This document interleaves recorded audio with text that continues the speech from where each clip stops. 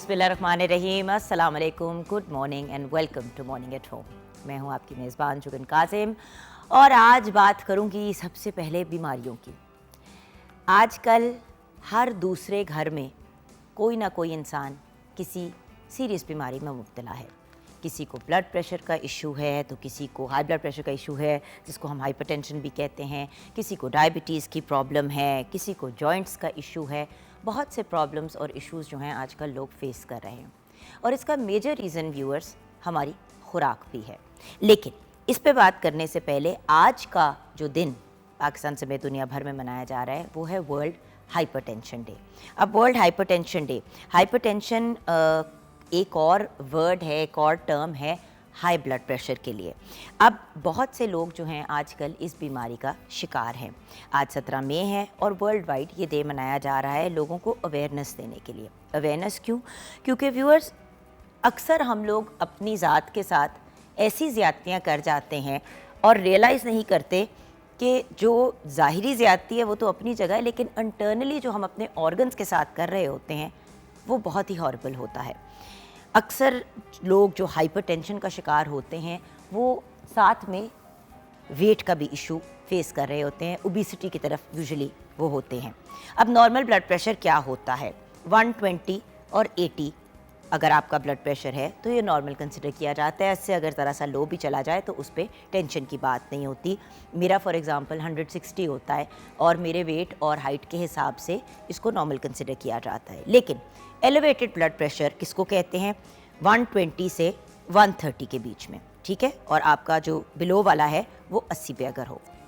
अब stage 1 hypertension क्या है? अगर ब्लड प्रेशर 130 टू 139 और बॉटम नंबर 80 से लेके 90 के बीच में हो। सेकंड स्टेज हाइपरटेंशन की क्या है? टॉप नंबर अगर आपका 140 से ऊंचा हो या और जो बॉटम का नंबर है वो 90 से ऊपर हो। ब्लड प्रेशर जिसको बहुत हाई ब्लड प्रेशर कंसिडर किया जाता है, जिसको हम हाइपरटेंसिव इमरजेंसी भी कहते हैं, जहाँ पे खुदा न खास्ता डेथ भी वाक़या हो सकती है, जिसमें आपको इमरजेंसी हेल्प को जो है वो मतलब सीख करना चाहिए, वो है 180 120। अब जिनका 180 120 या उससे ऊंचा है ब्लड प्रेशर, उनको सर की बहुत दर्द होती है, चेस्ट पेन होती है, सर चकराता है, सांस लेने में दिक्कत होती है, वॉमिटिंग, नोज़िया, एंग्जाइटी और विजन भी, नज़र भी ब्लर हो जाती है। हाई ब्लड प्रेशर जो है इसके रीज़न्स बहुत से होते हैं, लेकिन सबसे बड़ा रीज़न तो हमेशा जो है वो ओबेसिटी या ओवरवेट होना, उसके साथ साथ एक्सरसाइज कम करना, और इसका शिकार छोटे बच्चे भी हो सकते हैं। फिर तम्बाकू का इस्तेमाल, वेपिंग, नमक का बहुत ज़्यादा इस्तेमाल, आपका पोटेशियम लेवल अगर बहुत ज़्यादा लो हो। इसके साथ 3 ऐसे फैक्टर्स हैं जो हमारी एक ज़िंदगी या नेचुरल एजिंग प्रोसेस या फिर हमारी फैमिली से रिलेटेड होते हैं, जिसमें हमारी फैमिली हिस्ट्री होती है। अगर ख़ानदान में बहुत से लोगों को हाइपरटेंशन का इशू हो तो आपको भी हो सकता है। रेस यानी कि अफ्रीकन अमेरिकन लोगों में ज़्यादा देखा जाता है कि उनके अंदर हाई ब्लड प्रेशर का इशू कॉमन है। और एज फैक्टर भी हाई ब्लड प्रेशर जो है उसका एक रीज़न बन सकता है। जैसे आपकी उम्र बढ़ती जाती है तो ज़्यादा चांसेस होते हैं, लेकिन यंग लोगों में मेजर रीज़न हमारी खुराक और हमारा लाइफस्टाइल होता है। सो आपसे रिक्वेस्ट है कि रेगुलर एक्सरसाइज करें, अपने वेट को एक हद तक कंट्रोल में रखें ताकि खुदा न खास्ता आपका ब्लड प्रेशर हाई ना हो।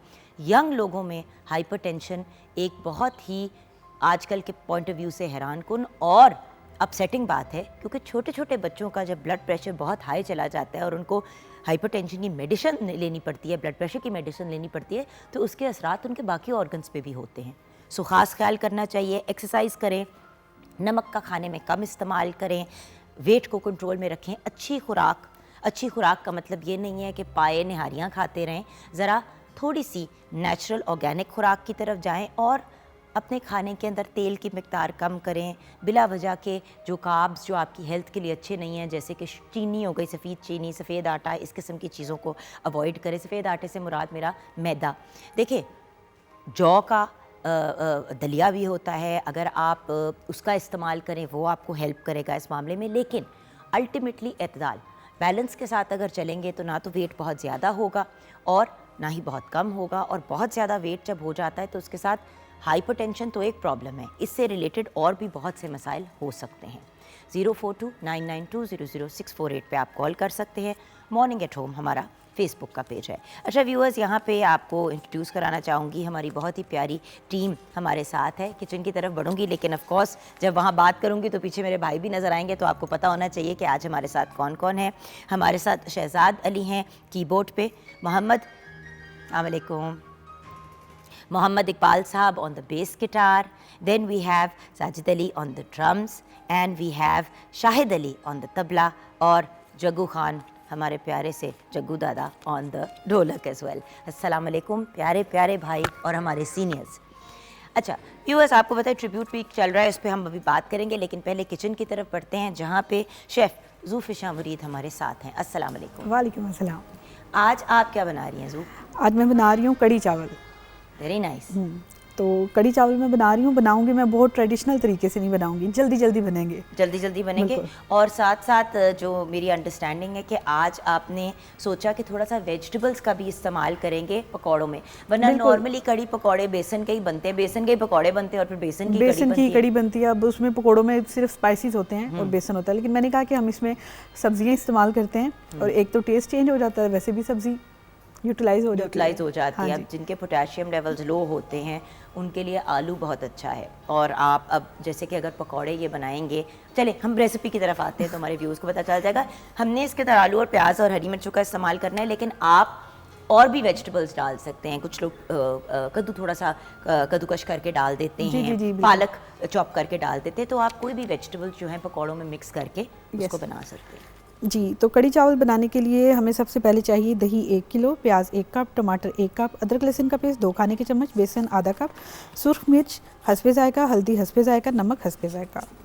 पकोड़ों के लिए हम लेंगे बेसन 2 कप, आलू 1 कप, प्याज 1 कप, हरी मिर्च 4 अदद, सूखा धनिया हस्बे ज़रूरत, अनारदाना हस्बे ज़रूरत, नमक हस्बे जायका, सुर्ख मिर्च हस्बे जायका, तेल 2 कप। और फिर चावल बनाएंगे हम ज़ीरे वाले, उसके लिए हमें चाहिए चावल 1 किलो, ज़ीरा 1 चाय का चम्मच, नमक हस्बे जायका, तेल हस्बे ज़रूरत। जी, तो कड़ी बनाने के लिए मैंने जो हमारे पास लहसुन अदरक सारा कुछ होगा ना, मैंने उसको सिंपल ब्लेंड कर लिया है। ये ब्लेंड करके इसको मैं ऑयल गरम करूँगी और इसका तड़का लगा के इसको भून लूँगी। ठीक है। और फिर मैंने दही, हरी मिर्च और बेसन को मैंने ये ब्लेंड कर लिया है ग्राइंडर में। जी, ये मैंने कर लिया है। इसको डाल के इसको पकाना शुरू कर देंगे। बेसन को अच्छे तरीके से पकाना होता है क्योंकि वो फिर उसका ना कच्चापन आ जाता है, अजीब सा बिल्कुल टेस्ट होता है। बिल्कुल सिंपल सा ये बन जाएगा। फिर हम इसकी वेजिस वाले पकोड़े बनाएंगे क्रिस्पी से करके और वो डालेंगे। उसके बाद हम इसको ज़ीरे का और ये वाली गोल मिर्च का तड़का लगा देंगे। कड़ी भी लगा, पत्ते का भी लगा दें तो क्या ही बात है। हाँ बिल्कुल, वो भी लग सकता है। कड़ी में कड़ी पत्ता ना हो तो क्या बात है। बिल्कुल। और चावल बनाने के लिए हम तेल गर्म करेंगे, उसमें हम ज़ीरा डालेंगे, सिंपल पानी डाल के जैसे जोश आ जाएगा पानी, और जैसे सिंपल पुलाव बनता है वो लाइट सा बन जाएगा। तो ये बड़ी जल्दी जल्दी बनने वाली कड़ी है। वैसे कड़ी अमूमन पूरा दिन ले लेती है, क्योंकि आप इसको पकाते रहते हैं, घोटते तो ये जल्दी बन जाएगी। Awesome, thank you so much. अच्छा व्यूअर्स, जैसे कि आप जानते हैं हम ट्रिब्यूट वीक जो है हमारा चल रहा है, जिसमें हम पाकिस्तानी फ़िल्म इंडस्ट्री को ट्रिब्यूट पेश कर रहे हैं। हमारे ये जो बहुत प्यारे भाई हमारे साथ हैं, हमारे म्यूजिशंस, इन्होंने हमारा बड़ा प्यारा साथ दिया है फ्रॉम द बिगिनिंग। एंड जब हम बात करते हैं फिल्म इंडस्ट्री की, तो उसके अंदर सिर्फ आपके एक्टर्स शामिल नहीं हैं, एक्चुअली उसके अंदर वो सारे लोग शामिल हैं जिन्होंने किसी भी फीचर फिल्म में कंट्रीब्यूट किया। अब वो लोग कौन हैं? म्यूजिशंस की जब हम हमेशा बात करते हैं, हमारे के जो आर्टिस्ट हैं इन्होंने बहुत बड़े बड़े सिंगर्स के साथ परफॉर्म किया और ख़ुद भी इन देयर ओन राइट ये लोग बड़े आर्टिस्ट हैं। उसके साथ साथ आपके कोरियोग्राफर्स होते हैं, आपके मेकअप आर्टिस्ट भी उसमें इंक्लूडेड हैं जो उस वक्त काम करते थे, मतलब जो डांसर्स वगैरह जो डांसेस का प्रिपेयर करते थे कोरियोग्राफर्स, उनकी बड़ी अहमियत होती थी। एक्टर्स अपनी जगह, डायरेक्टर, प्रोड्यूसर, म्यूज़िक डायरेक्टर अलहदा होते थे। मतलब वार्डरोब जो है उस ज़माने में डायरेक्टर डिसाइड करता था कि जी इस किस्म की मुझे लुक चाहिए, तो एक स्टाइलिस्ट टाइप शख्स जो होते थे वो फिर उसकी तैयार करते थे, और फिल्म के बड़े मखसूस किस्म के होते थे कॉस्ट्यूम डिज़ाइनर्स। सो बात ये कि व्यूअर्स, ये एक बड़ा खूबसूरत और बड़ा गोल्डन ईरा था। अब जो मूवीज़ बनती हैं वो बड़ी मुख्तलिफ हैं, उस वक्त बड़े एफ़र्ट्स किए जाते थे, और फिर बीच में एक डाउनफॉल का भी पीरियड कंसिडर किया जाता है फिल्म इंडस्ट्री का, हम उस पर भी बात करेंगे।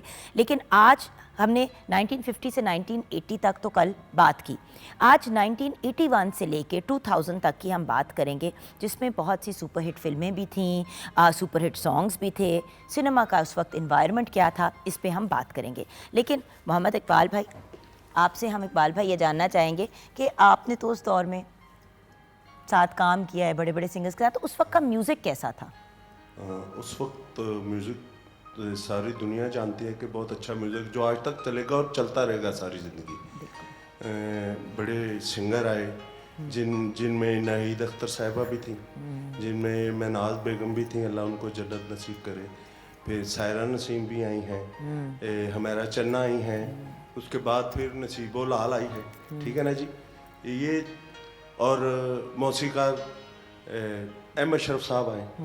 एम अशरफ साहब पहले से ही हैं, नज़ीर अली साहब थे और कमाल अहमद साहब थे, और सब बड़े बड़े, एम अरशद साहब ने म्यूज़िक दिया, सब लोगों ने बड़ा अच्छा म्यूज़िक दिया है और बड़ा अच्छा काम होता था, बड़े तहज़ीब के दायरे में, बड़े डिसिप्लिन के साथ। सुबह 10 बजे, 9:30 10 बजे हर म्यूजिशियन स्टूडियो में आते थे, रिहर्सल होती थी और शाम तक माशाल्लाह एक गाना था और 1 टेक होके होती थी।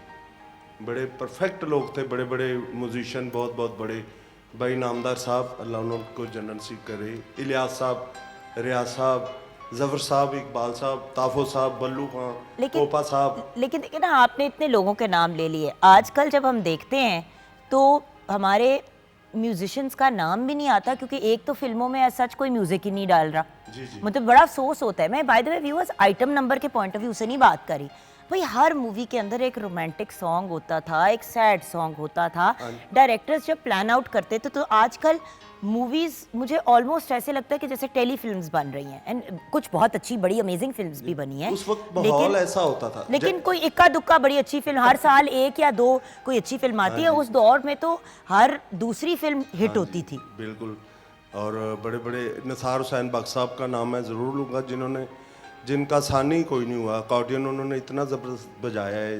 जलील साहब थे, सब बड़े बड़े लोग, बड़े बड़े बहुत नामवर लोग इंडस्ट्री में हुए हैं। और देखिए कंप्यूटर का जो दौर है उसमें तो सारा कुछ बदल गया। हाँ जी, हाँ जी। कंप्यूटर तो खैर बहुत बाद में आया है, 2010 के बाद ही कुछ कंप्यूटर का दौर आया। उससे पहले तो फिर भी कुछ अरेंजिंग वगैरह लोग कर लेते थे ऑनलाइन वगैरह, वो भी 2000 के बाद ही शुरू हुआ। उससे पहले तो अभी चीज़ें सेटल ही हो रही थी। देखिए जो 1 टेक सॉन्ग रिकॉर्ड हुए हैं स्टूडियो में, आप उनकी ट्यूनिंग देखें, 30-30, 40-40, 50-50 लोग होते थे बजाने वाले, और उनकी ट्यूनिंग आप चेक करें, आज तक कोई बताए कि उसमें कोई बेतार है या बेलय है या कुछ है, ट्यूनिंग नहीं हुआ वो साज। आज कंप्यूटर का दौर है, एक बंदा आए, कीबोर्ड आए वो बजा दे, गिटार वाला आए वो बजा के चला जाए, ये आए वो सारे बारी बारी आए बजा के चले जाए, किसी को नहीं पता चलता क्या करना कि क्या करना है, और ये भी नहीं पता चलता कि एंड में क्या निकलना है। हाँ जी। आप वहाँ उस जमाने में पहले से जग्गू भाई को भी से भी बात करते हैं हम 2 मिनट के लिए। जी जग्गू भाई। जी जी।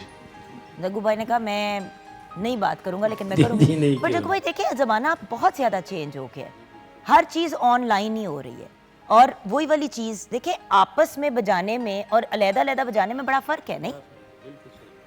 यही है, बिल्कुल आप सही कह रहे हैं। पहले ये होता था कि 7-8 रिदम बैठते थे और 7-8 रिदम में सब लोग वो ट्यूनिंग करते थे पहले। आजकल ये जितना काम होता है ना, उसमें ट्यूनिंग बहुत कम होती है। ये इकबाल भाई ने बड़ी अच्छी बात की। और ट्यूनिंग ऐसी चीज़ है जिससे गाने का ना एक रंग निकलता है, पता चलता है कि हाँ जी ये गाने में सुर है कि नहीं। हाँ जी जी। तो अब हम ब्रेक की तरफ जाएंगे। उस ज़माने के एक बहुत ही फेमस सॉन्ग को सुनते हुए जाएंगे। फिल्म मुखड़ा, मुंडिया दुपट्टा छड़ मेरा, ये हम अभी आपको दिखाते हुए जाएंगे और फिर आपको सुनाते हुए वापस आएंगे।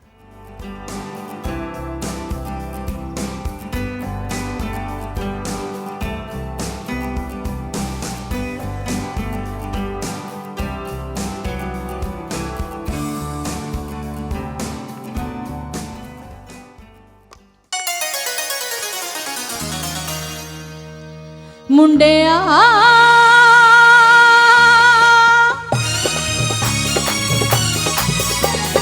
ਮੁੰਡਿਆ ਮੁੰਡਿਆ ਮੁੰਡਿਆ ਦੁਪੱਟਾ ਛੱਡ ਮੇਰਾ ਨੇ ਸ਼ਰਮਾ ਦਾ ਕੁੰਡ ਲਾਈਦਾ ਹਾਏ ਵੇਂਜ ਨਹੀਂ ਸਤਾਣਾ ਚਾਹੀਦਾ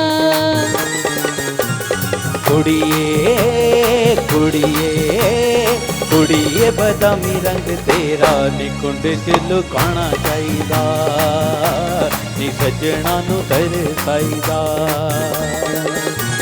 ਮੁੰਡਿਆ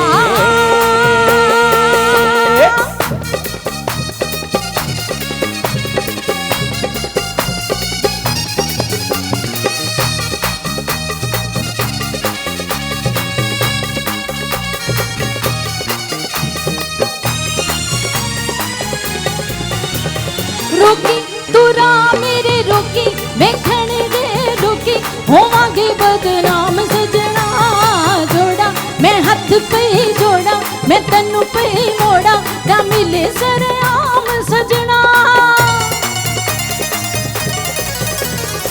आवे नी दिल जदों आवे ते सारे डर लावे मैं दुनिया नू ऐ दसना वे जे दौर पई जोड़ा करी ना दिल होला आसानी तेरा साथ छड़ना सुन ले सुन ले सुन में सजन बेईमाना ए रौला नहीं पैना चाहिदा नी जग नाल अड्डा लाईदा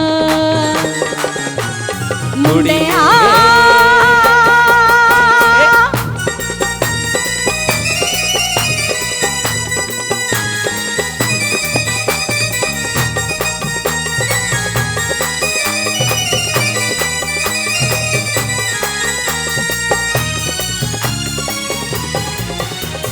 रोकी तुरा मेरे रोकी वेखण दे लोकी होवांगे बदनाम सजना रोला ने हथ पे जोड़ा मैं तन्नू पे मोड़ा ना मिले सरेआम सजना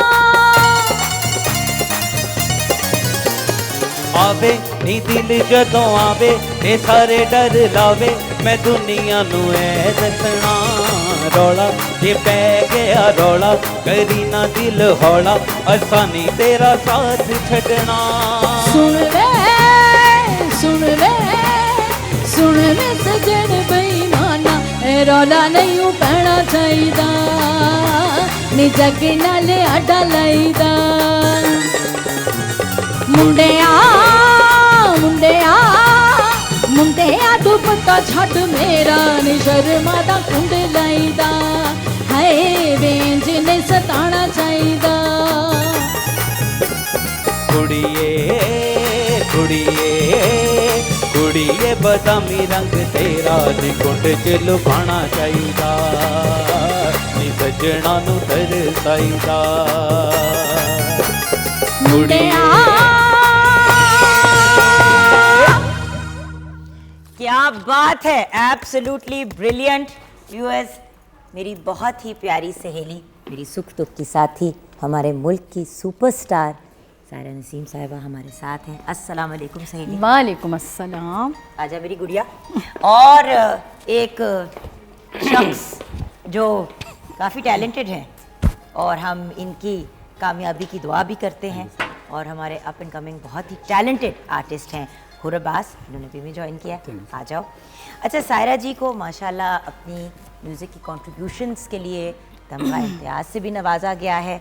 she is really the pride of our nation, और मुझे बहुत खुशी होती है सायरा को की कामयाबियों को देख के। माशाल्लाह अब इनके इंटरनेशनल टूर्स भी स्टार्ट होने वाले हैं। तो फिल्म इंडस्ट्री की बात करने से पहले आप दोनों से ये पहले जान ले कि मसरूफियात क्या हैं। जी सायरा जी। मसरूफियात तो आजकल जो हालात चल रहे हैं बस उन्हीं के साथ ही चल रहे हैं हम भी। नहीं, बट आपके भी इंटरनेशनल टूर्स भी आ रहे हैं ना? हाँ, बस वो आ रहे हैं, मगर यहाँ पे जो है वो सब कैंसिल हो गए सब। हाँ, हालात की वजह से। बाकी ये है कि अगस्त में बाहर के टूर हैं, वो इंशाल्लाह वो सब करेंगे। अल्लाह करे कि वो रहे, कायम दायम रहे। नहीं तो कोई पता नहीं चलता किसी टाइम पे भी असल क्या में हो होता गया। ये है कि व्यूअर्स बाहर के ममालिक में, और जो हमारे इंटरनेशनल अभी व्यूअर्स देख रहे हैं उनको तो पता ही है कि समर में कॉन्सर्ट्स, फेस्टिवल्स, बहुत सी चीज़ें होती हैं। और उसके अंदर फिर हमारे जो पाकिस्तानी आर्टिस्ट हैं वो हमें इंटरनेशनल फोरम्स पे भी रिप्रेजेंट करते हैं। और सायरा जी ने तो बहुत छोटी सी उम्र से हमें इंटरनेशनली रिप्रेजेंट करना शुरू किया। इतनी छोटी सी एक गुड़िया जो है पाकिस्तान से बाहर जाया करती थी और पाकिस्तान को बेबी tribute नसीम पेश के करती- नाम से। बेबी नसीम के नाम हाँ, से। सायरा नहीं था मेरा नाम, बेबी नसीम। नसीम तो मेरे घरेलू जो नाम था वो था।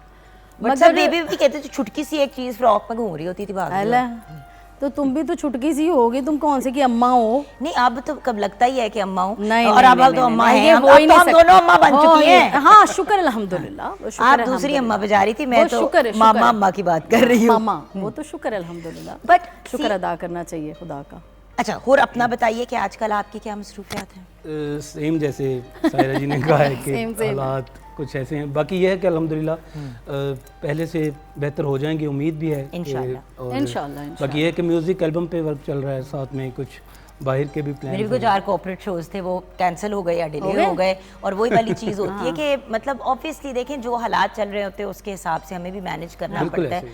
और एज आर्टिस्ट हम लोग बड़ा सफ़र करते हैं, फाइनेंशियल बड़ा लॉस होता है। देखिए होस्ट्स हो गए, हमारे सिंगर्स हो गए, एक्टर्स की बहुत सी अपीयरेंसेज होती जुगन हैं। घर बहुत से हम प्लान- लोगों ने चलाना है, बिल्कुल ऐसे। हमारी रोजी कोई रोटी तो कमानी फैक्ट्री है। नहीं है, हमारा कोई साइड बिजनेस नहीं होता।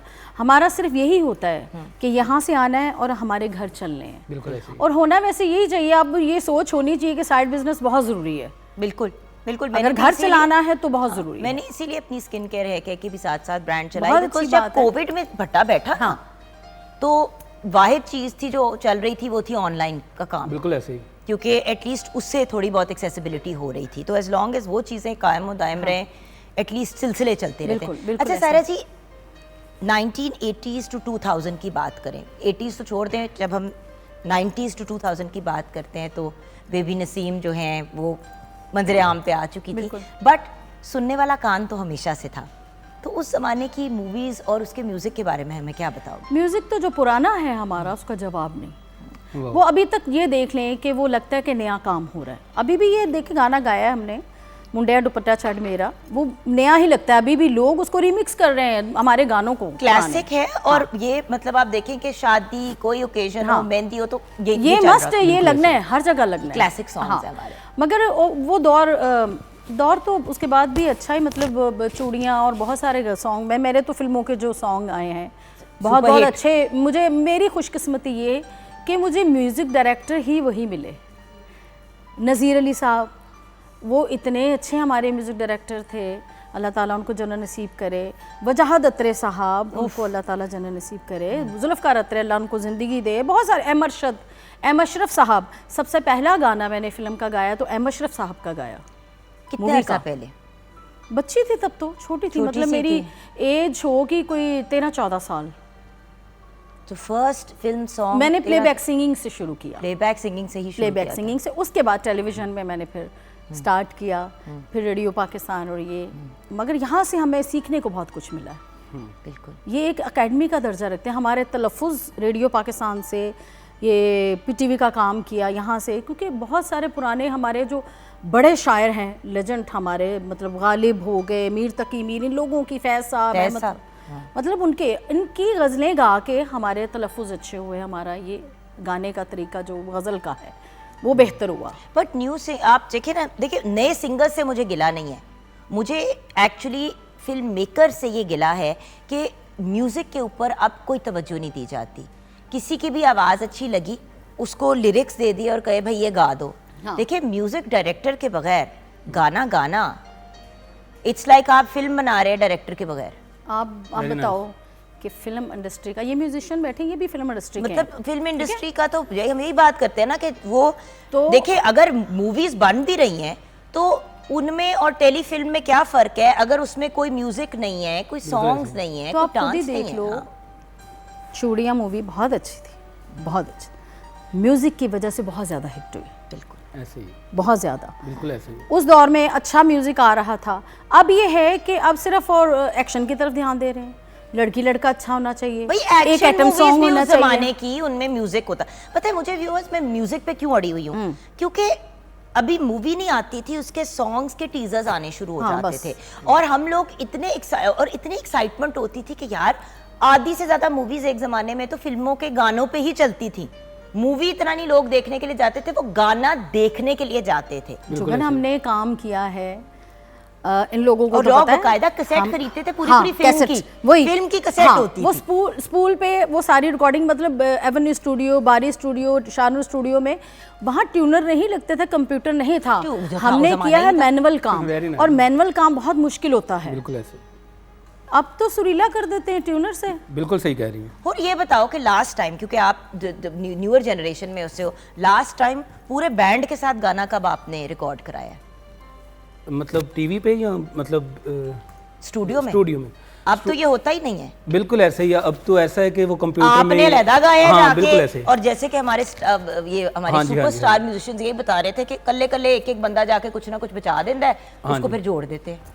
पहले क्या मजा आया? अब मेरे ख्याल में जैसे सर कह रहे हैं ना कि मतलब एक जा के बारी बारी करते हैं, अब तो वो भी नहीं होता, कंप्यूटर है उसमें ही आपको वो मतलब सारी चीज़ें प्ले कर देते हैं, गिटार प्ले कर दी, कुछ कर दिया, ऐसा करके मतलब बाद में उसको मिक्स कर दिया, सिंगर गाया जैसा भी गा गया है वो समेत मेरे, वो जैसा भी गा गया है वो उसमें बाद में ट्यूनर लगा के, जैसे सायरा जी ने बात की है कि पहले मैनुअल था, सारी चीज़ें सिंगर को सही ही लाइन बोलनी है, सही सुर में ही कहनी है, तो फिर ही वो मतलब है पास, अदरवाइज अगर मैं फिल्म इंडस्ट्री का पहले काम ये था कि अगर हमने एक स्थाई कही है बड़ी एक्सप्रेशन वाली, बड़ी अच्छी आई है, और दूसरी हम कहते थे कि इससे अच्छी आए, अब ये है कि एक स्थाई करते हैं उसी को बस एक स्थाई कर लें, आगे भी ये लगा देंगे, उसके आगे भी ये लगा देंगे, इसको तो वो तो नहीं ना, एक चेंज नहीं आएगा। एक जब आप सुनते थे पहले गाने तो हर स्थाई फर्क अंदाज में गाया, हाँ, ये होता था, और वो उसके अंदर कोई ना कोई मार्जिन या जगह सिंगर लेता हाँ, था, और आप इंजॉय करते थे। अब एक्चुअली लगता है कि 4 लाइनें जाके गा दी, हाँ, और बीच की तो जो 4 जोड़ने वाली, और वही 4 लाइनें जो रिपीट पे बार बार लग गई और बात खत्म, यानी कि मतलब इसीलिए तो गाना जो है वो लोग लिटरली आधे घंटे में जाके गा गू के खत्म होके फ्री हो जाते हैं। भाई आजकल तो दूध दही वाले गाने हैं, आजकल तो गाने हैं ही नहीं, ज्यादा लोग की बस दूध नहीं पी रहे हैं, तो बस अगले कह रहे हैं सेहत बनाओ। मेरा बेटा हमजा मुझे कहता है कि mama you don't listen to today's music. मैं कहती हूँ हमजा, नानो के ज़माने का music and when I was younger वो बहुत मज़े के गाने थे, हाँ, और वो बड़े इंटरेस्टिंग थे, and I got Hamza into it. मैं चलो ज़्यादा वेस्टर्न म्यूज़िक सुनती हूँ, लेकिन वेस्टर्न म्यूज़िक में भी अब वो बात नहीं रही, मज़ा ही नहीं आता, हर चीज़ टी टाटा इलेक्ट्रॉनिक और ये और वो। भाई जो पियानो की एक खूबसूरती है, जो एक तबले की खूबसूरती है, जो गिटार की खूबसूरती है, वो अपनी जगह है। वो क्या उसका मजा आता है? मेलो इलेक्ट्रिक मेरी बेटी आप ये देखो जुगन, फिर गलत हरकत मेरी बेटी अब उसने माशाल्लाह गोल्ड मेडल जीता है ऑल कॉन्फ्रेंस म्यूजिकल कॉन्फ्रेंस में, हाँ म्यूजिकल, हाँ उसमें उसने गोल्ड मेडल जीता। आप देखो वहाँ पे गजल कौन सी गा रही है, मैं ख्याल हूँ किसी और का, वाह वाह वाह, वो 7 मात्रे, वो बहुत मुश्किल रिदम होता है, वाह वाह, उस पे गाया नहीं जाता, आम नहीं गा सकते, वो इतना मुश्किल रिदम होता है।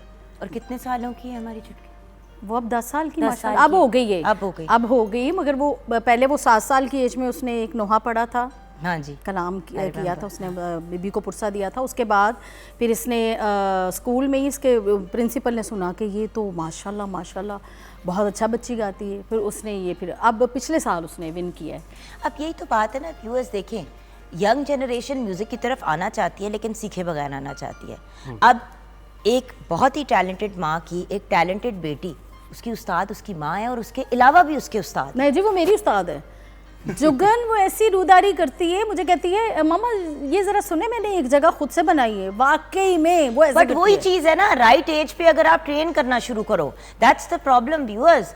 17-18 साल की उम्र पे एकदम से लगता है कि ओ म्यूजिक बड़ी कूल चीज़ है, इस पे बड़ी फेम मिलेगी, तो एकदम से किसी पैसे अगर थोड़े से जमा हो गए या अम्मा अब्बा ने का सपोर्ट कर दिया। मैं तो यही कहती हूँ, अब सिंगिंग जो है ना अमीरों का शौक है कि मतलब जिसके पास पैसा है वो गया ट्यूनर पे जैसा मर्जी, और फिर जब लाइव कभी व्यूअर्स इस प्रोग्राम में सुनना पड़ जाता है तो मेरी मत मारी जाती है, और मैं हैरान होकर देख रही होती हूँ कि इनका गाना तो बड़ा अच्छा था। अच्छा, यहाँ पे हमें ब्रेक की तरफ जाना है, हम इस जनरेशन की बुराइयों की तरफ आ गए, लेकिन जो हमारी 1982 2000 की जनरेशन है जिन्होंने बहुत अमेजिंग मूवीज़ क्रिएट किए, आज हमारे साथ एक legend director, writer and producer हैं, उनसे ब्रेक के बाद मुलाकात होगी।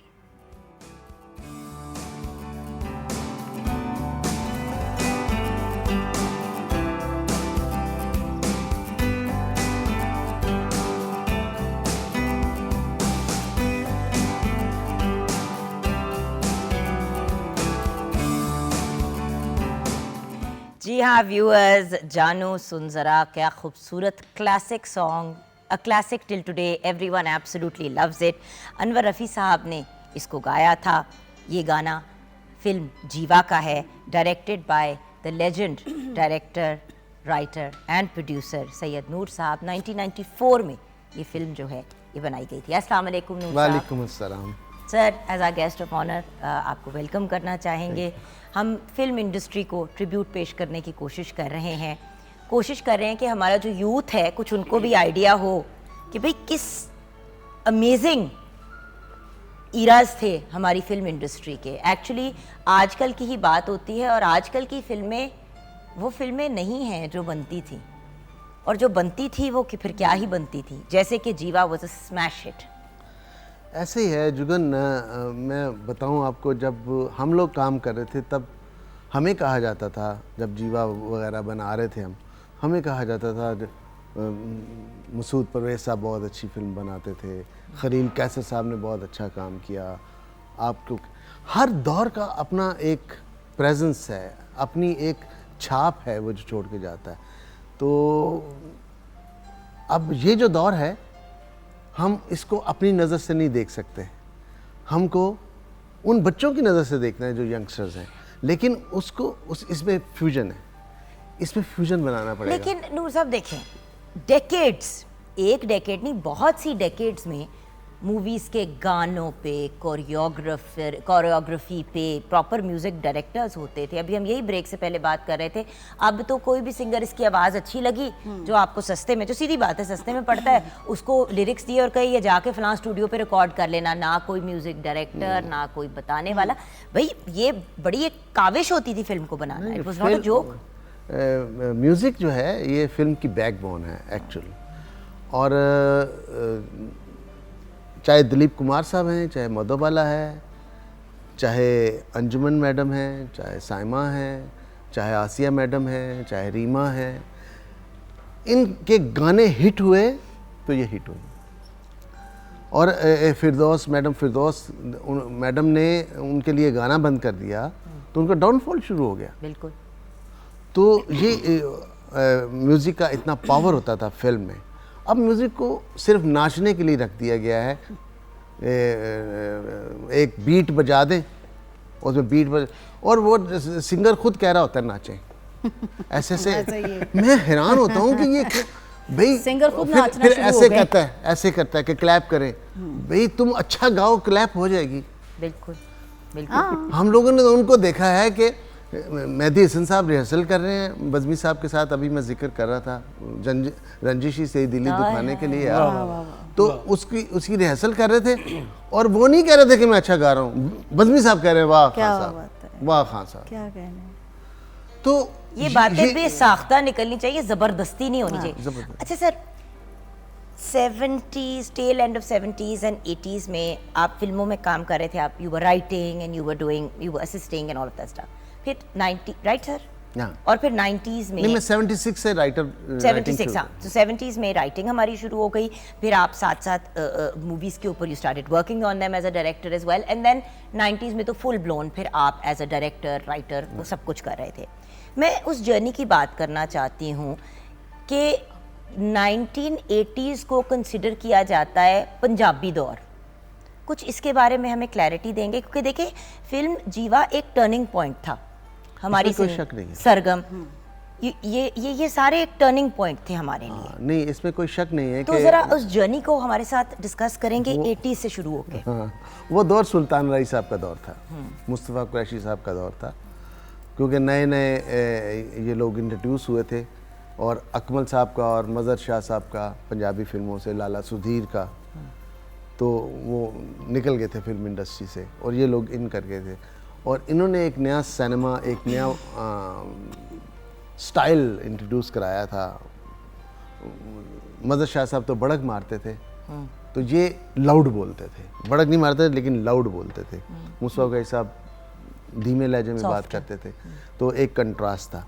तो इन्होंने 15 साल फिल्म इंडस्ट्री को चलाया है, जिसमें ये ट्रायंगल था, सुल्तान रई साहब, मुस्तफ़ा कुरैशी साहब, मैडम अंजुमन, मैडम साइमा, मैडम आसिया, ये लोग, ये एक कॉम्बिनेशन था बड़ा ज़बरदस्त, सावन भट्ट साहब।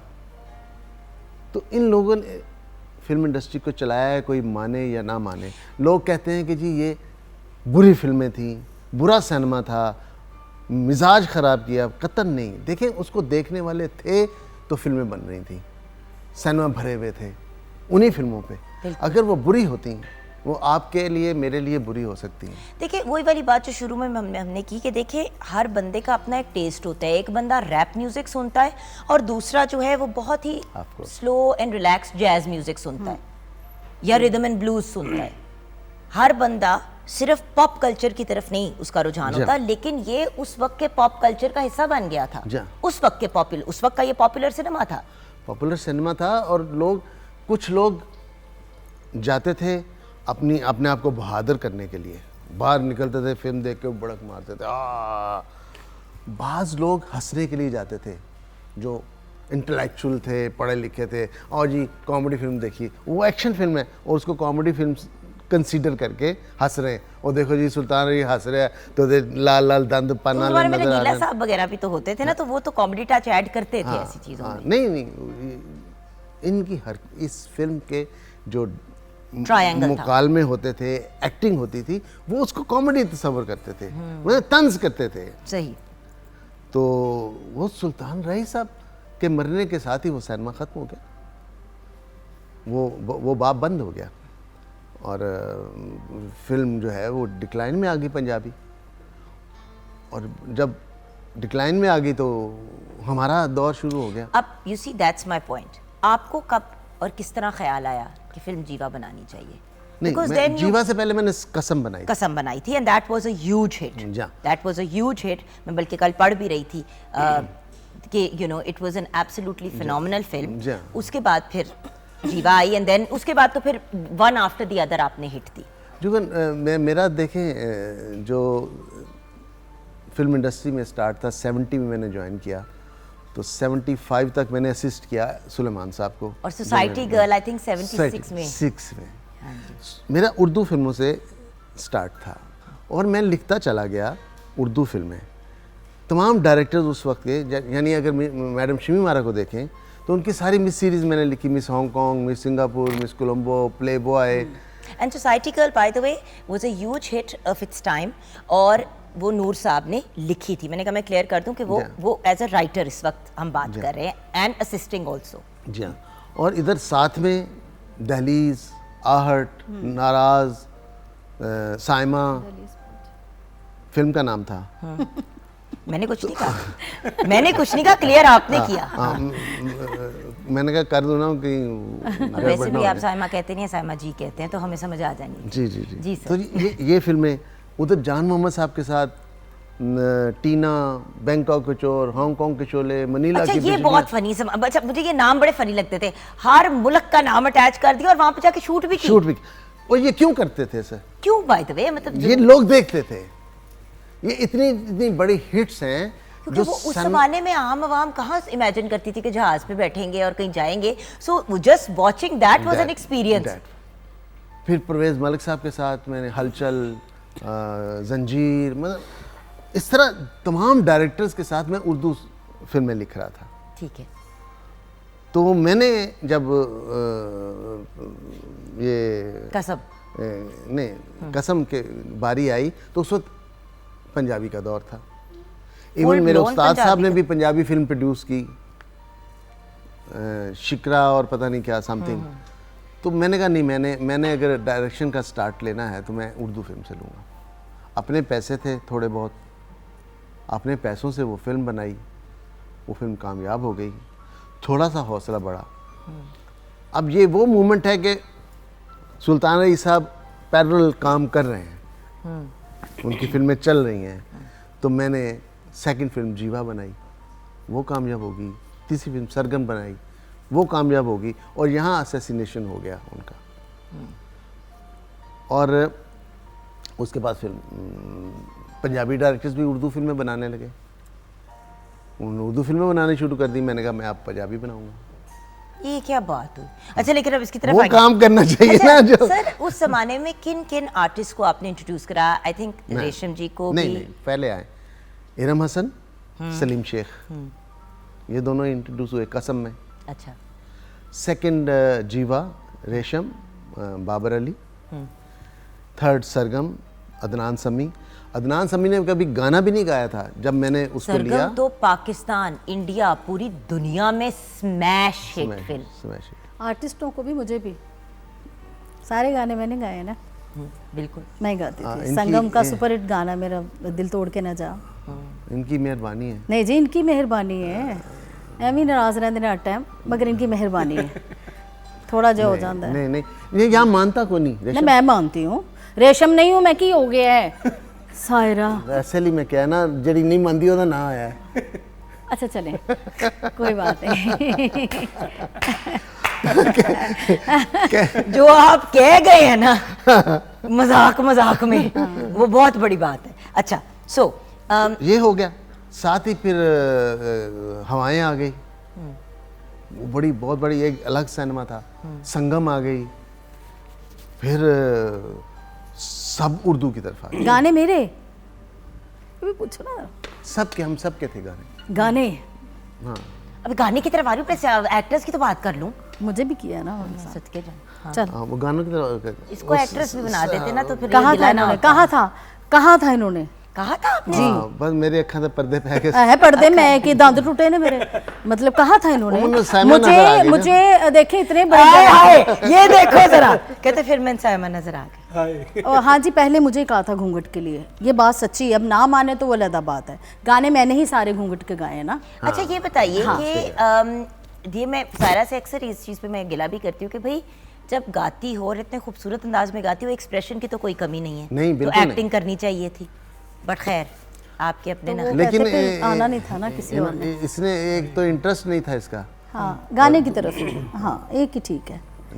इंटरेस्ट की बात है, ये पैशन की बात है। देखिए ये काम जो है, इसका पैशन गाना था। हाँ तो इसने गाने गाए बिल्कुल, और खूब गाए। और इनका दुपट्टा चल रहा, जैसे मेरा वो गाना है आप आसा, वो सुनो आप, तो वो क्या गाने हैं भाई उस जमाने। वैसे एक बात है कि म्यूजिक अब उस किस्म का नहीं बन रहा। नहीं म्यूजिक तब बनेगा। देखिए उस वक्त एक गाना हिट होता था, डेकेड्स वो चलता था। नहीं फिल्म तो हिट होती थी।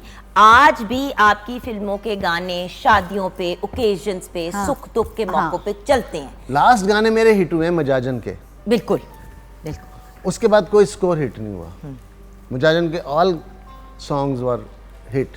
लोग उसके बाद उस वक्त सीडी आ गई थी, उस वक्त सीडी आ गई थी। जाऊर जलेजा चिट्ठी देखो, अभी तक वो यंगस्टर इस तरह सुनते हैं, टिकटॉक पे इतना बनाते हैं वो उसका, जाऊर जलेजा चिट्ठी मेरे ढोले की। मगर उसका मुझे बेसिक जो गाना मैंने गाया ना, मुझे पसंद है, मेरा अंग अंग शर्मांदा है। बहुत सुरीला गाना बना, ब्यूटीफुल सॉन्ग। अच्छा सो अब ये लोग हमने इंट्रोड्यूस भी करवाए, उस वक्त के आर्टिस्ट नहीं आगे आए ना, ये तो 3 हुए इंट्रोड्यूस। अच्छा आगे आते हैं। हाँ जी ऑफ कोर्स हाँ जी। फिर घूंघट आती है, अदनान समी और ज़ेबा बख्तियार के बाद घूंघट आती है। घूंघट में अरबाज खान को इंट्रोड्यूस कराया, अंदलीब को इंट्रोड्यूस कराया, सायरा खान को इंट्रोड्यूस कराया, शान को अमेरिका से बुलाया, साइमा को घर से बुलाया, घर बैठ गई थी वो।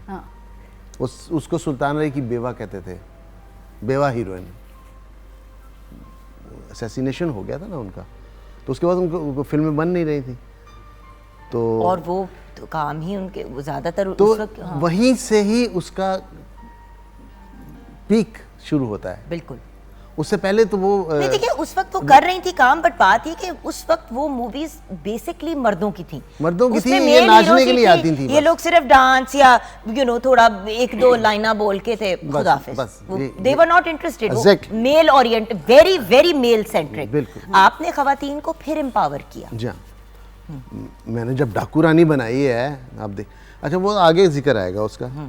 तो नेक्स्ट वो ये हो गया, साइमा भी आ गई और ये सारे हिट हो गए उसमें। आगे हवाएं आ गई, साउथ को इंट्रोड्यूस कराया। आगे चलें, आगे चलते हुए मैंने बनाई दीवाने तेरे प्यार के। What a film. Mohammad Rana और जिया अली को इंट्रोड्यूस कराया। उससे आगे आ जाएं, लड़की पंजाबन शामिल खान को इंट्रोड्यूस कराया। मैं करता ही चला गया, मुझे शौक था। देखिए जब आप किसी नए आर्टिस्ट के साथ काम करते हैं आप खुद नए हो जाते हैं, आपका काम नया हो जाता है। और दूसरी बात नूर साहब देखें, लोगों को मौका देना ये एक बहुत बड़ी बात है, हिम्मत की बात है। हिम्मत करनी पड़ती है ना। अब आप फिल्म बना रहे हैं, आपने रिनाउंड सिंगर्स लिए हैं, जिस तरह अब सारा एक एस्टैब्लिश सिंगर उस वक्त की, आपने आर्टिस्ट सारे, बाकी सारे लोग तो आपके नोन लोग हैं और मंजे हुए आर्टिस्ट। अच्छा मैं आपको बताऊं म्यूजिक क्यों हिट होता था। ये हो गए, एम अरशद साहब हो गए, मैं हो गया, रुखसाना हो गई मेरी बीवी, क्या बात। ये एक फैमिली की तरह म्यूजिक कंपोज करते थे। मतलब ये नहीं कि जिस दिन गाना बन गया तो सायरा को मैं घर ही बुलाया, चली जाती थी, रहसलें हो रही हैं। हाँ बहुत रहसलें होती थी। इसी तरह मैंने इसको बुलाया, वारस को एक गाने के लिए बुलाया था। अब एक बात मैं आज यहाँ कहना चाहता हूँ कि विदाउट डायरेक्टर कंसर्न सिंगर गाना नहीं गा सकता। हाँ। क्योंकि डायरेक्टर को पता है कि किस सिंगर की आवाज़ कहाँ सूट करेगी। Very nice. तो आप म्यूज़िक डायरेक्टर थोड़ा सा सेल्फिश होगा, वो सोचेगा कि मेरे सुर अच्छे लग जाएं, मेरी ट्यून अच्छी गा ले। लेकिन डायरेक्टर को पता है कि जब ये गाना गाएगा तो जिस पे पिक्चराइज होगा वो मैच करेगा कि नहीं। बिल्कुल। तो अब अंगारे मूवी में मेरा एक गाना है, इन्होंने मुझे आके कहा अंदर कि वो ऐसे लगे कि जैसे कान में गा रही हो तुम, इस स्टाइल से गाना है, बूंद बूंद। बहुत ही अच्छा सॉन्ग है, ज़रूर देखना है आप, बहुत अच्छा। यू सी व्यूअर्स, यही तो बात है। अब आप देखें ना कि एक कलेक्टिव एफर्ट, अब हर बंदा ना इंडिपेंडेंट फिल्म बनाते हुए ना, अरे अकेला बंदा बैठा हुआ कंप्यूटर के ऊपर VSTs के साथ वो गाना बना रहा है, वही बात तो है। वो क्या करेगा। देखिए अभी भी आज भी इंडिया में भी VSTs इस्तेमाल होती हैं, दुनिया में होती हैं, बट लाइव एक्यूस्टिक जो है ना ये बहुत ज़रूरी है। ये पंच के लिए, ये फील के लिए, जब तक ये नहीं बजाएंगे फील ही नहीं आएगी। बिल्कुल।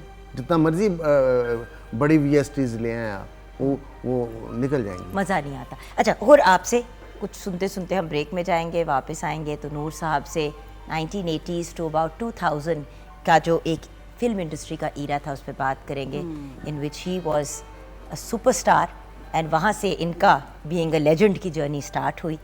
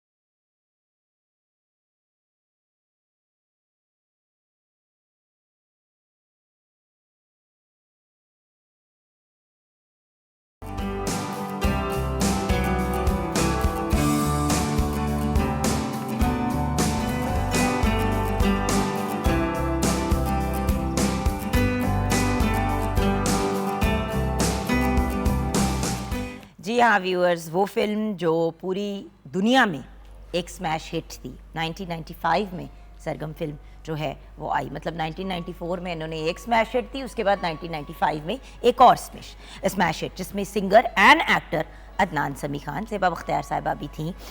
ज़रा ढोल की बजाओ गोरियों लिटरली आज भी लोग इतने शौक से सुनते हैं, जो नूर साहब ने डायरेक्ट की। अच्छा नूर साहब, एक बात, अगेन ये मैं कोई फैक्ट शेमिंग या इस तरह की कोई चीज़ नहीं करी, बट उस वक्त के हीरोज़ की एक लुक थी। Adnan Sami Khan didn't look like a hero. ये क्या माजरा है? उनको आपने ना सिर्फ एज अ सिंगर भी इंट्रोड्यूस कराया, ये उनका पहला it was his debut as a singer and it was his debut as an actor. ये दोनों चीज, मतलब मुलाकात कहाँ हुई, ये हुआ कैसे सब मामला? देखिए, एक्टर की प्रेजेंस उसके रोल के मुताबिक होनी चाहिए।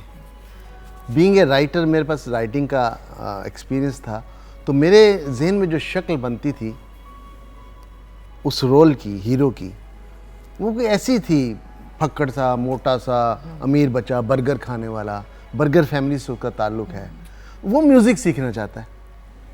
अब मैं सोचूं बाबर अली को ले लूं, फिर मैं सोचूं उसको ले लूं, नहीं समझ ना आए। मैं बैठा था पीसी में, तो ये उधर से गुजरा, मैंने देखा, मैंने कहा यार ये मेरा हीरो लगता है, ये पियानो बड़ा अच्छा बजाता है, कीबोर्ड बड़ा अच्छा बजाता है, कीबोर्ड बजाता था वो।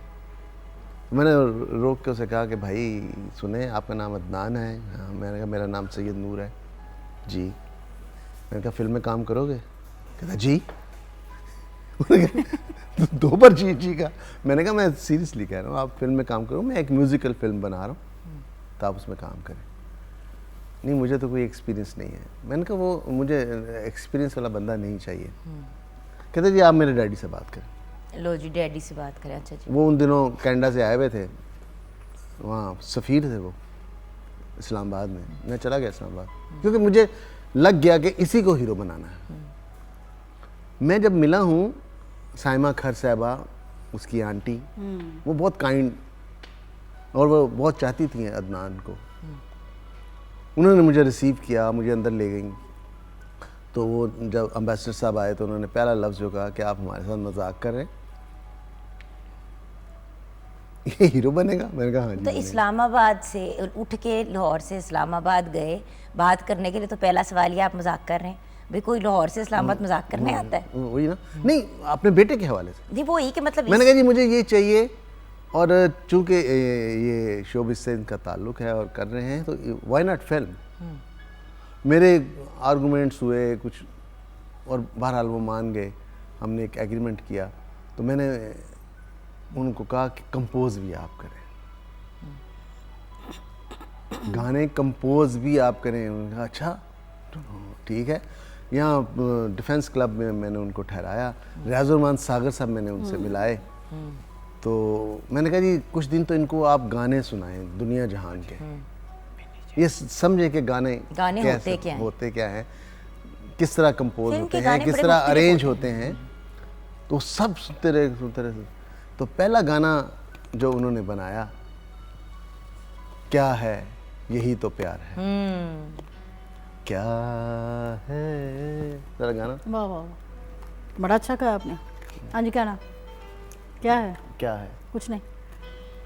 सायरा जी। हाँ जी, क्या हुआ? इतनी नॉन सीरियस खातून है। इनके साथ ऐसे करती हूँ मैं हमेशा। मुझे थप्पड़ भी पड़ते रहे स्टूडियो में, पता है, इसी तरह। हाय हाय। हाँ, अब समझ आ रही है क्यों। हाँ। अच्छा, तो दो आपने दो लाइन सुनानी थी और वो भी नहीं सुनाई। नहीं, ये मुझे नहीं याद। अच्छा, ये नहीं याद। अच्छा, आप कहें बड़ा। अच्छा, मैं चूड़ियों की तरफ आ रही हूँ ना, उसके बाद फिर हम बात करेंगे। यही तो प्यार है, यही तो प्यार है, ला ला ला ला ला ला ला ला ला ला ला। क्या? अच्छा, क्या बात है, तो क्या बात है, वाह जी वाह, मुझे याद है सब। अच्छा, तो ये पहली बार मैंने कोशिश की कुछ अच्छा करने की। तो मैंने एवेन्यू स्टूडियो, बारी स्टूडियो या शानू स्टूडियो में गाने रिकॉर्ड नहीं किए। मजांग चुंगी पे एक फोक स्टूडियो होता था। हाँ ये गाने हमने वहाँ रिकॉर्ड किए। मतलब हमेशा एक्सपेरिमेंट किया है ज़िंदगी में, क्योंकि एक्सपेरिमेंट करेंगे तो आगे बढ़ेंगे आप। पर देखिए इसके बाद अब अगर हम बात करें चूड़ियाँ और मजाजन की, ये दो ऐसी फिल्में हैं, वैसे दूसरी भी आपकी फिल्म्स बड़ी हिट व्हाटएवर, बट इन दोनों का तो मुझे खुद पर्सनली भी पता है कि सालों साल सिनेमाज में लगी रही, लोगों को याद भी नहीं है कि कब रिलीज हुई, इसलिए क्योंकि वो चलती ही चली गई और उतने ही हॉल्स भरे हुए होते थे सिनेमा के जितने पहले दिन थे। हाँ। सो चूड़ियाँ में सायरा जी आपने भी गाया, 4 गाने में, इन्होंने बड़े अच्छे गाने गाए। और इन दोनों के बारे में बताएं, इन दोनों मूवीज के बारे में, चूड़ियाँ एंड मजाजन। चूड़ियाँ मैंने बताया ना कि जब भरमार थी ये उर्दू फिल्मों की, पंजाबी डायरेक्टर्स भी, सारे पंजाबी डायरेक्टर्स अब आ गए, उर्दू फिल्में बना रहे थे सब, तो मैंने और रुखसाना ने फैसला किया कि हम पंजाबी फिल्म बनाते हैं। हर वक्त उलट ही करना था ना। हाँ अच्छा जी। वो पंजाबी फिल्म प्लान की और वो अच्छी बन गई। जुल्फ़कार अली साहब उसके म्यूज़िक डायरेक्टर थे। घर पे ही महफिलें होती थी, घर पे ही अकील रूबी साहब आ जाते थे। उसमें 3 गाने अकील रूबी साहब ने लिखे, 6 गाने या 5 गाने रुखसाना ने लिखे। नेड़े आ ज़ालिमा में रुखसाना ने लिखा था। नेड़े आ भी उसने लिखा। उड़ जा नहीं, वो अकील रूबी साहब ने। उड़ कोठो तो काम उड़ कोठो तो नहीं वो मेहंदी वाले जा उड़ जा ले जा छी मेरे ढोले दी वे कबूतरा। हाँ तो ये जब ये बॉन्डिंग थी ना तब काम होता था। वो अंदाज़ा लगाएं, वो शायरी भी कर रही है और किचन में जाके वो खाना भी बना रही है उनके लिए, और खाना भी ये अमजद बॉबी साहब और जुल्फ़कार ये दाल के बहुत शौकीन थे। ये कह रहे आते ही फरमाइश कर देते थे, जैसे आप कड़ी चावल के बहुत शौकीन। हाँ, दाल बनाए।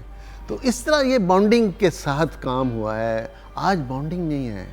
आज डायरेक्टर जो है ना वो बैठा हुआ कहता है हाँ उसको कर लो उसको कर लो, वो अपना कर रहा है, वो अपना कर रहा है, वो अपना कर रहा है। डायरेक्टर की भी मैं आपको एक बात बताऊं, जुड़ता ही नहीं। बट एक बात बताऊं सर, इसमें डायरेक्टर की भी गलती नहीं है।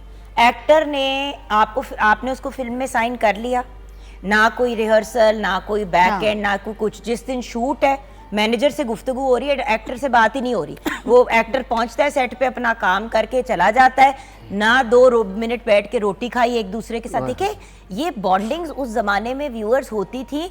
90% तो काम होता था ऑफ कैमरा। आप लोग बैठ के गप लगा रहे हैं, बात कर रहे हैं, डिस्कशन कर रहे हैं, कॉन्वर्सेशंस हो रही हैं। ये the world has unfortunately changed. And उसके साथ साथ अब मूवीज भी इसलिए डिस्कनेक्टेड सी लगती हैं। देखिए कुछ बड़ी स्मैश हिट मूवीज कुछ पिछले सालों में आई हैं, नो डाउट। वहाँ बॉन्डिंग है, वहाँ पे बॉन्डिंग है, वहाँ पे अगर आप पंजाब नहीं जाऊंगी या मौला जट हो गई, जवानी फिर नहीं, मौला जट तो खैर फिनोमेना है, फिनोमेनल है। बट इन सब में वो टीम्स बड़े देर से साथ काम करी थी। एक लाड था, एक प्यार था, वक्त गुजारते थे, डिस्कशंस करते थे, और हर बंदा फिल्म को ओन करता था। इवन स्पॉट बॉय फिल्म को ओन करता था कि ये हम फिल्म बना रहे हैं, उसको अपना समझता था। आज दुनिया किसी और तरफ निकल गई। सारा जी कौन सा सॉन्ग सुनाएंगी अब आप? मैं, क्योंकि आप ट्रिब्यूट दे रहे हैं फिल्म इंडस्ट्री को, पुराना जो दौर था, तो मैं चाह रही हूँ मलका तनवीर जहां बिल्कुल बिल्कुल उनके जैसा गा तो नहीं सकते, कोशिश ही करते हैं, पर उनको ट्रिब्यूट दे रहे हैं हम। हाँ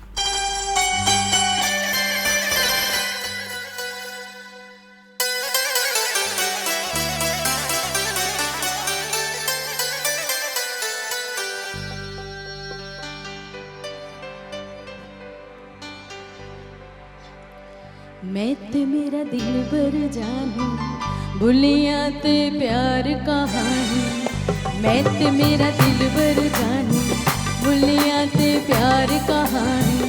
सामा च आया है तूफान, मौसम होया है बेईमान। मैं ते मेरा दिल भर जानू, भुलिया ते प्यार कहानी।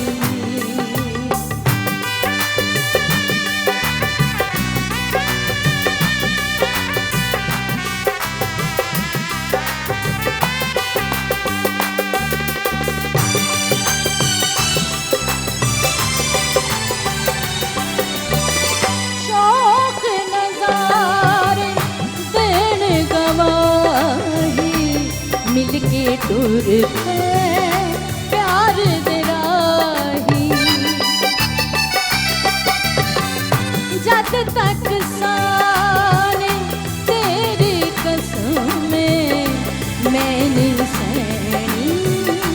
बनदी जुदाई अखियां ने खेड रचाई कमरी दी होश उड़ाई जुल्फा में होया परेशान मौसम होया है बेईमान मैं ते मेरा दिल बर जानी बुलियां ते प्यार कहानी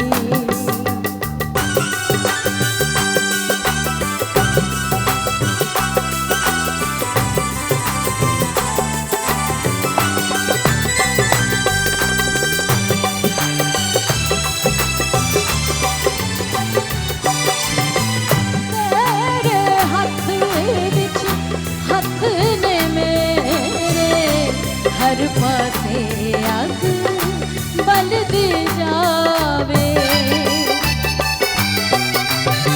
मैं सड़ बल के उम्र गुजारा प्यार नू कोई नजर न लावे तपियां ने सर्द हवावां तैनू मैं की समझावां बनना है कानू अनजान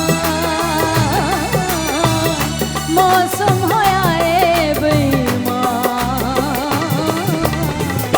मैं ते मेरा दिल बर जानी बुलियां ते प्यार कहानी सामा च आया है तूफान मौसम होया है बेईमान मैं ते मेरा दिल बर जानी बुलियां ते प्यार कहानी मैं ते मेरा दिल बर जानी बुलियां ते प्यार कहानी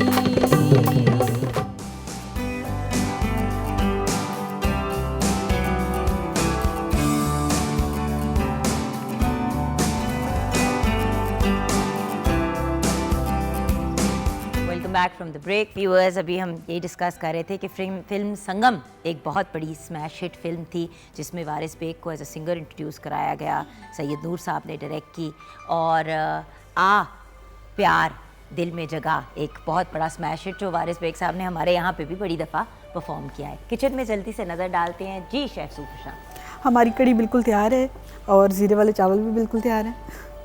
व्यूअर्स, सैयद नूर साहब लिटरली फिल्म इंडस्ट्री की एक एनसाइक्लोपीडिया ब्रिटानिका हैं, तो बातें तो बहुत सी हैं, आज उनको हमने टच अपॉन किया। ये आज का शो करने का रीज़न ही ये था कि व्यूअर्स कुछ हमारी यंगर जनरेशन को भी पता चले कि हमारे ये जो लेजेंड्स हैं ये किस किस्म का काम कर चुके हैं और किस किस्म के ख़जाने हमारी इंडस्ट्री को दे चुके हैं, जिनको कॉपी करने की भी अब कभी कभार कोशिश की जाती है, लेकिन उस लेवल पे वो काम नहीं हो पाता बिकॉज अगेन कॉमराडरी नहीं है। जी, एंड में क्या कहेंगे आप सर? पहले तो मैं अप्रिशिएट करना चाहूँगा पीटीवी को जिन्होंने फिल्म के हवाले से ये प्रोग्राम किए। साथ साथ मैं ये भी कहूँगा कि पीटीवी पे अगर फिल्म नहीं है तो मज़ा नहीं है। फिल्म को इंक्लूड मैक्सिमम करना चाहिए और लोग देखना चाहते हैं, लोग पास्ट भी देखना चाहते हैं, प्रेजेंट वो देख रहे हैं, कंपैरिजन करना चाहते हैं। तो हम कंपैरिजन से नहीं डरते, हम पास्ट के जो लोग हैं। तो मैं बहुत मशकूर हूँ, आई एम थैंकफुल आपका प्रोग्राम ऑर्गेनाइज़र का, पीटीवी का, कि इतना अच्छा आज मेरा दिन गुज़रा है। अब तक 12 बजे तक होने वाले हैं, बहुत मज़ा आया। और सायरा ने गला ख़राब होने के बावजूद ख़राब गाया है। नहीं सॉरी, बहुत अच्छा गाया है। ये मुझे कभी अच्छा नहीं कहेंगे, खुश करते हैं नहीं बहुत अच्छा दूसरों को, मुझे ये कह के। नहीं मैंने हाँ सायरा जी, और इन्हीं के गाने गा गा के वो देखे ना, मेरे गाने के गाने गा गा मैंने गला खराब कर दिया ना है। इसके गानों से तो फिल्में चली हैं। अभी खुद ही मुझे कह रही थी मेरा गला खराब है। अभी तक नेड़े आज़ालमा वे ऐसे चल रहा है, कितने कितने लोग रीमिक्स कर रहे हैं। आपको पता है मेरा अपना भी बड़ा फेवरेट है। आपने अभी मुझे कहा मेरा गला खराब है। मेरा नहीं, जुगन का भी हुआ, सबका हुआ हुआ। तो फिर मैंने कह दिया तो कौन सी क़यामत आ गई यार। ताड़ा गला भी नहीं खराब हो सकता। हमारी फिल्म इंडस्ट्री का एक बड़ा मजे का पार्ट है ये चीज भी, हमारी फिल्म इंडस्ट्री का ये नोक झोंक, छेड़ाछाड़ी, ये वो लाडियां है व्यूअर्स जो अब नहीं नजर आती, अब नहीं आती बिकॉज किसी की आपके आपस में कोई कम्युनिकेशन ही नहीं है। अच्छा, वैसे कैमरे की आंख इनको देख रही थी, वो दाद दे रहे थे, वो जितना मर्जी कहें खराब है, दाद नहीं वो उधर ही पड़ी। अरे मैंने कहा आपने कहा ना मेरा गला ख़राब है, तो मैंने व्यूअर्स को बताया है कि गला ख़राब है। उनको मैंने पहले बता दिया कि कब, मेरे आने से पहले? हाँ जी, नहीं, आपने व्यूअर्स को नहीं बताया था, आपने मुझे ब्रेक में बताया था। ब्रेक में बताया। तुझे दस देता है? मैं दसता ताकि वो तुहानू पूरे नंबर दें। फिर भी पूरे नंबर देंगे। मेरी ट्यूबलाइट, शुक्र अल्हम्दुलिल्लाह। ओ मेरी ट्यूबलाइट, मुझे बताओ कि अब हमें कौन सा सॉन्ग सुना के शो को कंक्लूड करेंगे? मैडम जी का ही सॉन्ग सुनाऊं क्योंकि उन्हीं को ट्रिब्यूट जाना चाहिए। अच्छा, यहाँ पे सॉन्ग की तरफ जाने से पहले सैयद नूर साहब का बहुत ख़ास शुक्रिया अदा करना चाहूँगी। सायरा जी हमारे सीनियर हैं। जब हम पहले भी बात कर रहे थे नूर साहब के आने से पहले और ब्रेक में भी, कि नूर साहब हमारी इंडस्ट्री का वो शाइनिंग स्टार हैं जो पहले भी रेलेवेंट थे और आज भी रेलेवेंट हैं, क्योंकि नए वक्त और नए दौर के साथ अपने आप को इवॉल्व करना जानते हैं और अब भी जिन चीज़ों के ऊपर काम कर रहे हैं, इंशाल्लाह नए और बहुत ही अमेजिंग प्रोजेक्ट्स आप देखेंगे एक मंजे हुए डायरेक्टर के, who knows how to get people together. So we are very excited for Noor sahab next project. बहुत सी दुआओं के साथ नूर साहब आपका शुक्रिया अदा करेंगे। आप हमारे सीनियर हैं, हमारे लिए बहुत बड़ा ऑनर है कि आप अपने ही घर आए हैं, लेकिन बहुत बहुत शुक्रिया। और अब मैं कहूँगी कि आप अब म्यूजिकल एक फिल्म बना दें अच्छी सी। हाँ जी, जिसमें सायरा एक्टिंग करेगी। नहीं, मैं गाऊंगी। नहीं तो मैं एक्टिंग कराएंगी, मैं गाऊंगी। इसके गाने के बगैर तो फिल्म मुकम्मल ही नहीं होती। बिल्कुल। हाँ जी सायरा जी। जी जी हुर जी। नहीं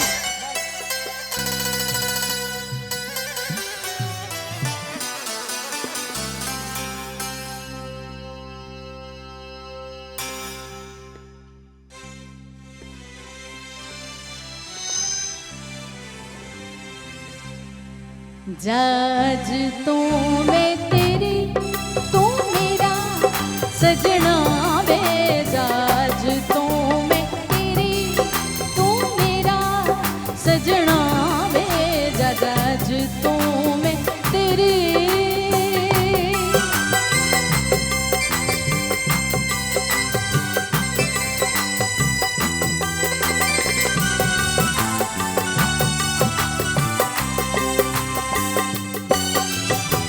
तेरे जे महबूब ते हीरे मिलते मुश्किल ना। तेरे जे महबूब ते हीरे मिलते मुश्किल ना। मेरे बेख नसीब वे मैनू राज लब गया ला। हो मेरे बेख नसीब वे मैनू राज लब गया ला। तेरे जिया मैनू दूजा नहीं लभना वे। जाजा अज तो मैं तेरी, तू मेरा सजना वे। जाज तो मैं तेरी।